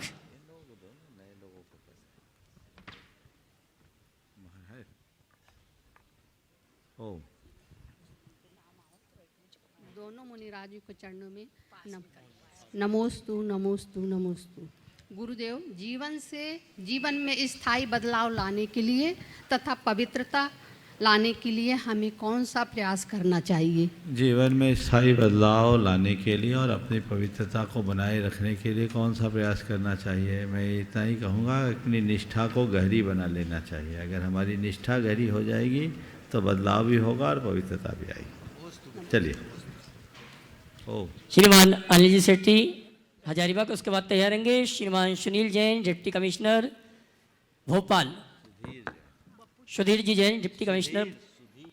नमस्ते महाराज जी। सवाल नहीं है उनका, चलो इधर सुधीर को दो। श्रीमान सुधीर जी जैन डिप्टी कमिश्नर भोपाल। उसके बाद तैयार रहेंगे अहिंसा बिल्डर श्रीमान विपिन सविता रिद्धि जैन दिल्ली। विपिन का भी नहीं, इनको लो। नमस्ते गुरुवर। गुरुवर, मेरा निवेदन ये है कि धर्म की रक्षा सदैव जनायतनों, धर्मायतनों और धार्मिकों के माध्यम से होती है। गुरुवर, आचार्य भगवान के आशीर्वाद से और आपके आशीर्वाद से कुंडलपुर, गुणायतन और ऐसे देश और दुनिया में हजारों बड़े बड़े ऐतिहासिक जिनालयों का निर्माण हो रहा है। और लाखों वर्ष तक ये हमारी जैन धर्म की गौरव गाथा गाएंगे। और हमारे धर्म का मूल भी गुरुवर यही है। साथ में गुरुवर एक चीज़ की और ज़रूरत महसूस होती है, और वो है गुरुवर हमारे धार्मिकों का लगातार बचा रहना, उनकी निष्ठा, उनकी आस्था, उनकी संख्या बढ़ती रहना। गुरुवर यह पक्ष भी समाज के माध्यम से आगे बढ़ता है, तो निश्चित रूप से आपके आशीर्वाद से हम न केवल अपने जिनायतनों को आगे बढ़ा पाएंगे, बल्कि हमारी धार्मिक परंपरा, हमारी संस्कार और हमारी नई पीढ़ियां भी जिंदा रहेंगी। तो गुरुवर ऐसा क्या किया जाए कि इन जिनायतनों गुणायतनों के साथ साथ हमारी नई पीढ़ी भी बची रहे, बढ़ती रहे और संस्कार बढ़ते रहे। साथ में जो हमारा समाज का बहुत कमज़ोर तबका है, जिसके पास भोजन की, शिक्षा की, चिकित्सा की और रोजगार की कमी है, गुरुवर ऐसे तबके को साथ लेकर हम कैसे नए जनायतन और नए गुणायतन बनाते रहें और साथ में समाज को लेकर चलते रहें, गुरुवर मार्गदर्शन दीजिए। नमोस्तु भगवान, नमोस्तु। देखिए, मैं चाहूँगा एक बार जोरदार करतल ध्वनि से सुधीर भाई का अभिनंदन कीजिए। ये एक शासकीय अधिकारी हैं, अभी डिप्टी कमिश्नर के पद पर मध्य प्रदेश शासन को अपनी सेवाएं दे रहे हैं, लेकिन इसके साथ ही गुरुदेव के आशीर्वाद से संचालित अनुशासन का पूरा संचालन इनके मार्गदर्शन में हो रहा है, जिसमें मध्य प्रदेश पीएससी और वहाँ के न्यायिक परीक्षा में बहुत सारे बच्चों ने उत्तीर्णता प्राप्त कर अलग अलग स्थानों में पदस्थापना पाई है, और उसमें सुधीर भाई का बहुत महत्वपूर्ण स्थान है। आपने जो सवाल उपस्थित किया है वो बहुत अर्थपूर्ण है। हमें इन बातों को ध्यान में रखना चाहिए। एक बात सदैव ध्यान रखना है, न धर्मो धार्मिकैर बिना, धर्मात्मा के बिना धर्म नहीं टिकता। हमारे साथ हम कितने भी धर्मायतन बनाएं, यदि धर्मी नहीं होंगे तो धर्मायतनों का क्या होगा। इसलिए हमें दोहरे स्तर पर ध्यान देने की ज़रूरत है। न केवल धर्मायतनों का निर्माण अपितु धार्मिकों का भी निर्माण हमें करना चाहिए, और ये तभी संभव होगा जब हम आने वाली पीढ़ियों को संस्कारित करेंगे, उन्हें प्रेरित करेंगे, धर्म से जोड़ेंगे, और समाज के हर वर्ग के लोगों को हमें 4 सूत्रीय कार्यक्रम करना चाहिए। हमें उन्हें संरक्षण देना चाहिए, हमें उन्हें सहयोग देना चाहिए, अपने संगठन को मजबूत बनाना चाहिए और संस्कारों की ज्योति को जलाए रखने का प्रयत्न करना चाहिए। संरक्षण, सहयोग, संगठन और संस्कार, यदि इन चारों बातों पर ध्यान रखते हुए हम समाज के हर तबके की तरफ विचार करते हैं तो निश्चित ये सारा कार्य हो सकता है। हमें इन सब बातों की प्रेरणा सम्यक दर्शन के वात्सल अंग से मिलती है, जहाँ हमें हर व्यक्ति को अपने गले लगाने की बात कही गई है, हमें उसका ध्यान रखना। नमोस्तु। श्रीमान विपिन जी, सविता रिद्धि जैन, अहिंसा बिल्डर दिल्ली। उसके बाद तैयार रहेंगे श्रवणी संरक्षक गुणायतन केवला वाला परिवार, शेठ प्रवीण, शकुन, प्रशांत जी, बिलासपुर। महाराज श्री के चरणों में बारंबार नमोस्तु नमोस्तु नमोस्तु। महाराज श्री के चरणों में अहिंसा बिल्डर परिवार दिल्ली की ओर से और दिल्ली जैन समाज की ओर से बारंबार नमोस्तु। महाराज श्री, मेरा ऐसा मानना है आपके इस शंका समाधान प्रोग्राम से बहुत सारी शंकाएं दूर हुई हैं, और सबसे अच्छी चीज़ ये है कि जो हमारे क्षेत्र हैं इस पे गुणायतन जैसी रचना होने से और सुविधा होने से पब्लिक बढ़ रही है, धर्म प्रेमी लोग आ रहे हैं यात्रा के बहाने से, और गुणायतन जैसी चीज़ देख के वो बड़े प्रफुल्लित हो जाते हैं कि हमारे क्षेत्र पे इतनी अच्छी चीज़ बन रही है, जिससे हमारे क्षेत्रों का बहुत बड़ा प्रोटेक्शन होगा आने वाले टाइम में। जैसे जैसे हमारे यात्री आएंगे, धर्मावलंबी आएंगे, हमारे क्षेत्र पर बहुत ज़्यादा प्रोटेक्शन होगा। इसके कारण मेरा इतना ही कहना है इन्हीं शब्दों के साथ। चलिए एक बार इनके लिए भी जोरदार करतल ध्वनि से खड़े रहो। विपिन, एक बार खड़े, तुम्हारा परिचय करा। ये एक बहुत कर्मठ लगनशील कार्यकर्ता हैं और अभी गुणायतन से जुड़े हैं, और भविष्य में इनके कंधों पर एक बहुत बड़ा दायित्व मिलने वाला है, एक पूरे के पूरे कार्य को आगे बढ़ाने के लिए, और इनमें सौभाग्य समझूंगा। बहुत बहुत आशीर्वाद। चलिए। शिरोमणि संरक्षक केवलावाला परिवार से सेठ प्रवीण जी, शकुन, प्रशांत जी बिलासपुर, उसके बाद तैयार रहेंगे गुणायतन ट्रस्टी श्रीमान राजेश पूनम पुणे। गुरुवर के चरणों में त्रिबार नमोस्तु। मेरी तरफ से हमारी बहन जी सीमा जी का क्वेश्चन है, वो पूछना चाह रहे हैं। नमोस्तु महाराज जी, नमोस्तु महाराज जी। मेरा प्रश्न ये है महाराज जी कि जब हम मंदिर में श्री जी का अभिषेक होते हुए देखते हैं तो हमारे मन में थोड़ा रिग्रेट तो होता है कि काश हम भी कर पाते। हम महिला पर्याय में जन्म लिया है तो हम ना उनको टच कर पाते हैं ना अभिषेक कर पाते हैं। तो महाराज जी अब चूंकि महिला पर्याय में जन्म तो हो ही गया है तो उसको तो बदला नहीं जा सकता, तो हम क्या करें कि हमारे महिला पर्याय भी सार्थक हो जाए, कि लोग कहें कि हाँ महिला पर्याय में जन्म लिया लेकिन उसको हमने सार्थक करके जिया। तो महाराज जी इसके लिए थोड़ा सा हमारे लिए मार्गदर्शन करें। बहुत अच्छा सवाल किया है। पहले तो मैं चाहूँगा एक बार प्रवीण जी का विशेष रूप से स्वागत कर दीजिए। आ जाओ भाई प्रवीण भाई, आगे थोड़ा सामने तो आओ। ये अब थोड़े एक्टिव हो गए हैं, वहीं वहीं वहीं वहीं वहीं खड़े हो ना सबके साथ, परिवार के साथ, बीच में आ जाओ, बीच में। ये बड़े छुपे रुस्तम रहे हैं, इस परिवार में इनकी बहुत बड़ी भूमिका है, लेकिन अब जब सबके बच्चे पूरी तरह से काम को संभालने लगे हैं तो ये भी अब धार्मिक सामाजिक कार्यों में अपनी सक्रिय भागीदारी देना शुरू किए हैं। मैं प्रवीण जी को आशीर्वाद देता हूँ। अब जो लाइन पकड़ ली है, पीछे नहीं मुड़ना। हालांकि इनका मुख्य समर्थन हमेशा रहा है, लेकिन अब आपको एक्टिव मोड में आने की ज़रूरत है और मुझे उम्मीद है आपकी सक्रियता बढ़ेगी और आपकी सक्रियता से पूरे परिवार में प्रसन्नता की एक नई लहर होगी, ये मेरा मानना है, ऐसा आशीर्वाद भी है। आपने जो सवाल किया कि हम अपनी इस महिला जीवन को कैसे सार्थक बनाएं, देखिए आप सबसे मैं कहता हूँ, आप अगर अभिषेक नहीं कर सकते इसका मलाल मन में मत रखो। अभिषेक नहीं कर सकते इसका मलाल मन में रंच मात्र मत रखो। अभिषेक करने योग भगवान को पधराने का सौभाग्य भर प्राप्त कर लो, जीवन धन्य हो जाएगा। उदाहरण देता हूं, पीसनहारी की मड़िया कौन थी? वो एक महिला थी ना, कौन थी? तुम्हारी तो शायद ससुराल जबलपुरी है ना? जी जी महाराज जी, जी। तो पीसनहारी की मड़िया कौन थी? चक्की पीस पीस के अपना रोजी रोजगार करने वाली महिला ने एक मड़िया बनाई, आज सुरम्य तीर्थ का रूप ले लिया। वो अभिषेक नहीं कर पाई, लेकिन हम सबको अभिषेक करने और देखने का सुअवसर दे गई।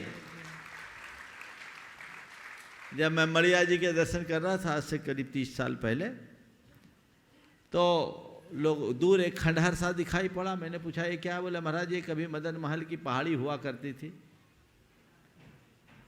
तो मेरा ध्यान गया, तो तभी एक ने कहा महाराज जी रानी दुर्गावती और पीसनहारी दोनों समकालीन थी। मेरे मुख से निकला कि वैभव का महल खंडहर बन गया और भक्ति की मड़िया ने सुरम्य तीर्थ का रूप धर लिया। तो ऐसा मन में मत रखो कि हम अभिषेक नहीं कर सकते। एक बात बताऊं, जितने जो अभिषेक करने वाले हैं ना, उनकी प्रेरणा किसकी तरफ से जाती है? ये सौभाग्य तो तुम्हारा है। इसलिए मैं सभी महिलाओं को कहूंगा, तुम अभिषेक नहीं कर सकती, कोई चिंता मत करो। एक नियम ले लो कि मुंह में पानी तब डालूंगा जब मेरा पति मुझे गंधोदक देगा। मेरा पति मुझे गंधोदक देगा तब मुंह में पानी डालूंगी। सब सुधर जाएंगे। बोलो सुधरेंगे कि नहीं? रास्ता ठीक हो जाएगा, प्रमाद खत्म हो जाएगा। अपनी शक्ति के अनुसार कार्य करेंगे, सुनिश्चित उसका परिणाम आएगा। बहुत बहुत आशीर्वाद। महाराज जी एक बार मैंने फैंसी ड्रेस में पिसनहारी की मड़िया वो बुढ़िया का रोल भी किया था, और मैं आपके सामने वादा करती हूँ कि मैं उसी तरह का जीवन अपना आगे बनाने का बहुत प्रयास बढ़िया, बहुत नमस्ते। गुणायतन ट्रस्टी श्रीमान प्रशांत बोलेंगे। हाँ महाराज जी एक बात बोलना चाह रहा था। जीवन में महाराज जी कई लोग व्यापार में सफल हों असफल हों, ये अपनी अपनी जगह है, लेकिन कभी हर माँ बाप को मैं ये बोलना चाहता हूँ कि उन लोगों की दुआएं और रोज पूजा पाठ के कारण उनके बच्चे थोड़ा बहुत सफल हो पाए तो उनके कारण हुए हैं, हम लोगों का इसमें कुछ योगदान नहीं है। उन्हीं के आशीर्वाद बच्चों के को भी कारण। ऐसे ही बोलना चाहिए और माँ बाप को बच्चों को क्रेडिट देना चाहिए। आज हम चलिए। जो भी हैं वो इन्हीं लोगों की बहुत वजह से। सुंदर, बहुत सुंदर। चलिए। गुणायतन ट्रस्टी श्रीमान राजेश जी पूनम जी पुणे, और उसके बाद निवेदन करूंगा आप सभी की ओर से कुल रत्न भूषण महाराज जी से। दोनों मुनिराजों के चरणों में नमोस्तु। गुरुदेव, जब हम किसी के प्रति गलत करते हैं तो हम प्राय समझौता चाहते हैं, परंतु यदि कोई हमारे प्रति गलत करता है तो हम न्याय चाहते हैं। तो गुरुदेव, मेरा प्रश्न ये है कि जब कोई हमारे प्रति गलत या अन्याय करे तो भी हम उस समय जो हमारे जैसा हम एक्सपेक्ट करते हैं वैसा संभव कैसे बना के रखें? ये हमारे दोहरे नज़रिए का फल है। हम दूसरों के साथ समझौता के लिए तैयार हैं, लेकिन अपने साथ न्याय क्यों? हमारा दृष्टिकोण साफ होना चाहिए। जब तक एक तरफा दृष्टिकोण होगा, ऐसा नज़रिया बना रहेगा, तो ये परिणाम आएंगे और उसके खामियाजे भी सामने हैं। इसलिए व्यक्ति को हर बात को व्यापकता से देख करके चलना चाहिए। नमोस्तु गुरुदेव। ओ निवेदन करूंगा आचार्य परमेश्वरी। देखिए, आज ये बहुत अच्छा सुयोग मिला है कि आज मेरे बाजू में कुलभूषण जी महाराज भी यहाँ विराजमान हैं। सुबह तो ये कई बार आए हैं, अनेक बार इस प्रवास में इनसे मिलना भी हुआ। आज शंका समाधान के कार्यक्रम में विशेष रूप से यहाँ उपस्थित हुए। आज इनका रात्रि विश्राम भी हमारे ही साथ यहीं पर होगा। मैं चाहूँगा शेष समय में महाराज श्री जैसा उपयोग करना चाहे कर ले। और हाँ हाँ, ओ चालू करो भाई। प्रश्न बहुत हैं, कन्नड़ में पूछो। कर्नाटक लोग तो देखते हैं, समझ में नहीं आते। आपका थोड़ा एक कन्नड़ आप कन्नड़ में पूछ लो, उत्तर भी कन्नड़ में दे देना, हम सुन लेंगे। वर्तमान के एक जटिल समस्या बने हैं। जैन धर्म की संख्या बहुत घट रहे हैं, मंदिरों की जिन प्रतिमाओं की संख्या बहुत बढ़ रहे हैं। हम जब आचार्य भगवान के पास कुंडलपुर में थे, हमारे संघ के सुधा सागर के भक्त उत्तम सागर जी ने बार बार भक्तों को बोलते थे, आप 3-4 बच्चों को जन्म दे दो, 5 बच्चों को जन्म दे दो। ऐसे हम साधु होकर प्रेरणा देना चाहिए। वो बार बार हमको बोल रहे थे, आपका प्रभाव अच्छा है, आप करो। अगर जैन समाज रहे तो धर्म रहेगा। इसलिए वर्तमान में हमारे बच्चों को बच्चे नहीं मिल रहे हैं। अन्य कुल से बच्चे आ रहे हैं, उनको आहार देना और मंदिर में आना निषिद्ध हैं। ऐसे बहुत चर्चा चलते रहते हैं और उसका प्रमाण भी अब देते लोग। भरत चक्रवर्ती ने मिलेंजखंड के कन्याओं के साथ 32,000 शादी किया था, उनके बेटे भी मोक्ष प्राप्त किए हैं। ऐसे हालत में वर्तमान में हम जैन धर्म की संख्या बढ़ाने के लिए क्या करना चाहिए? अगर आप वर्तमान में देखते हैं, वोट बैंक है तो सरकार इस समाज पर ख्याल रखते हैं। अगर वोट बैंक नहीं तो कुछ उसका नहीं चलते। इसलिए हमारा मंदिरों तो बढ़ना चाहिए। मंदिर ही हमारा आस्था केंद्र है। सूरज चंद्र रहते का आचार्य भगवान ने बहुत उपकार कर रहे हैं। अभी हमारा जो कर्नाटक के डीसी आए थे, उन्होंने एक ही शब्द ने कहा, हम सरकार भी ऐसे भव्य महल निर्माण कर नहीं सकते, ऐसे भव्य का निर्माण का डिज़ाइन मुनिश्री ने दिया है, इसके पर हम अच्छा चर्चा करेंगे। ऐसे एक ही शब्द ने बोल दिया। हम भी एक ही शब्द उनको बोल दिया। कुंडलपुर के न्यू को देख के राम मंदिर का न्यू निर्माण करने का संकल्प किया है। पूर्ण भारत का हिंदू समाज मिलके जो राम का मंदिर निर्माण हो रहे हैं, अकेले एक जैन समाज कुंडलपुर के बड़े बाबा का जैसा मंदिर दुनिया में कोई नहीं कर सकता। ऐसे सब स्थान में जैनियों का नाम अभी भी आगे हैं, जो साक्षर में हो, दान में हो, त्याग में हो, सब स्थान में। वर्तमान में हम संख्या में कम होते हुए भी प्रथम दर्जा हमारा है और संविधान का बेस भी जैन धर्म का है। इस सब होते हुए भी हमको जैन धर्म बढ़ाने के क्या करना चाहिए? और अन्य कुलों से हिंदू हो, ब्राह्मण हो, अन्य कुलों से बच्चों को लाए तो उसको कैसे हम धर्म में संस्कार कर सकते हैं? ये धर्म सम्मति क्या नहीं है, इसको क्या? देखिए, महाराज जी ने बहुत ही गंभीर बात आप सबके बीच उपस्थित की। मुझे पता है इसका उत्तर तो इनके पास होगा, लेकिन वो मेरे माध्यम से संदेश आप सब तक पहुंचाना चाहते हैं, इसी ख्याल से मैं इसका उत्तर दे रहा हूं, है ना। देखिए, जहाँ तक संख्या को बढ़ाने का सवाल है और संख्या बढ़ाने के लिए मुनियों के द्वारा दी जाने वाली प्रेरणा का सवाल है, तो हम आपको पकड़ कर बोले कि भैया ज़्यादा बच्चे पैदा करो, वो तो थोड़ा नहीं जचता।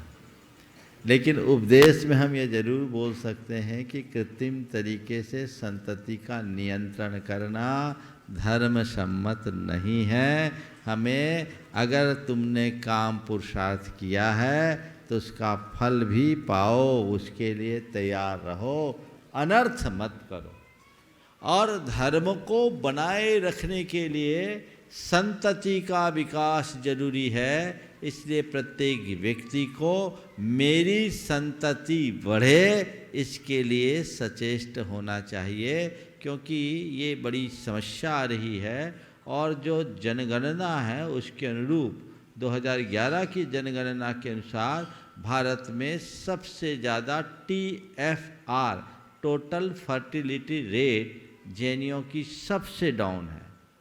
और यदि यही स्थिति रही तो आने वाले 50 वर्षों बाद हम नाम शेष रह जाएंगे, और जब जैन ही नहीं बचेंगे तो जैन धर्म कहाँ रहेगा, जैनत्व क्या होगा, न धर्मो धार्मिकैर बिना।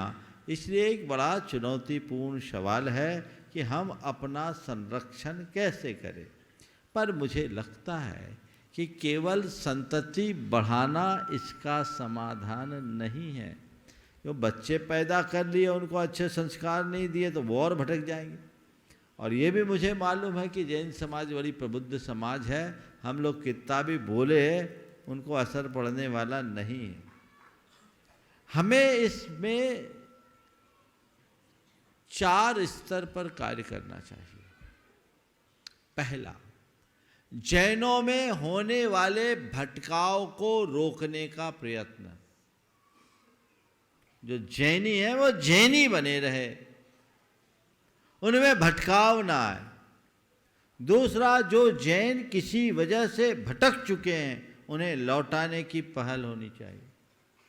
भटकाव रोकने का प्रयत्न, लौटा लेने की पहल,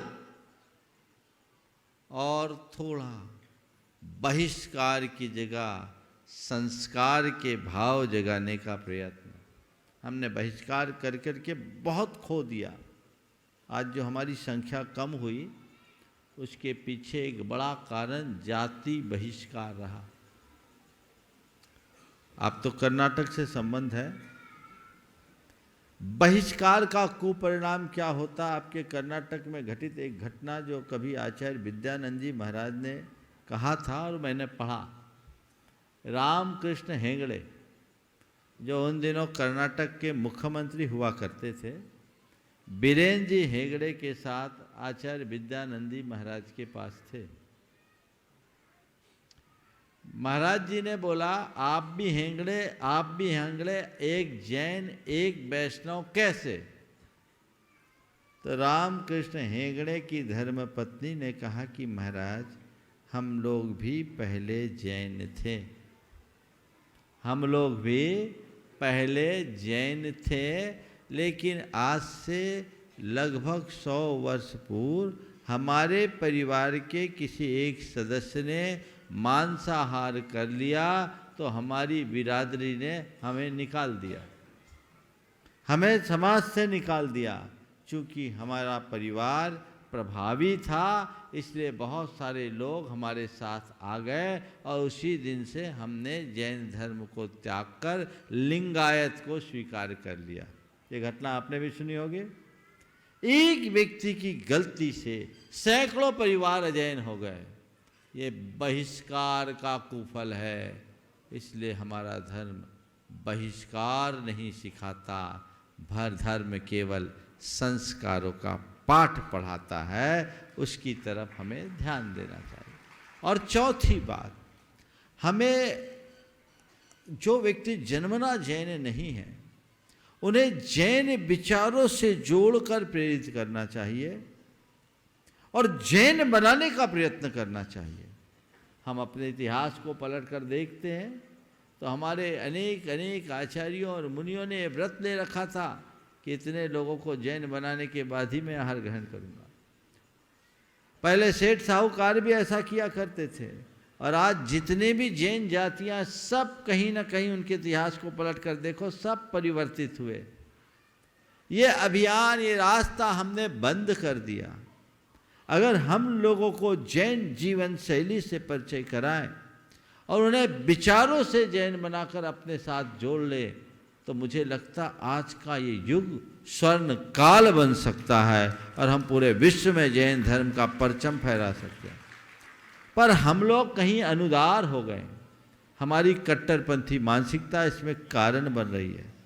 ये तो मैंने एक सुझाव दिया, आधिकारिक रूप से मैं कुछ भी नहीं बोल सकता क्योंकि ये मेरे ज्यूरिडिक्शन से बाहर की बात है, समझ गए? तो जो चीज़ मेरे ज्यूरिडिक्शन में नहीं है वो मैं नहीं कह सकता, पर मैं अपना चिंतन आप सबके बीच जरूर रख सकता हूँ। और मुझे पता है गुरुदेव का भी चिंतन कुछ इसी प्रकार का है।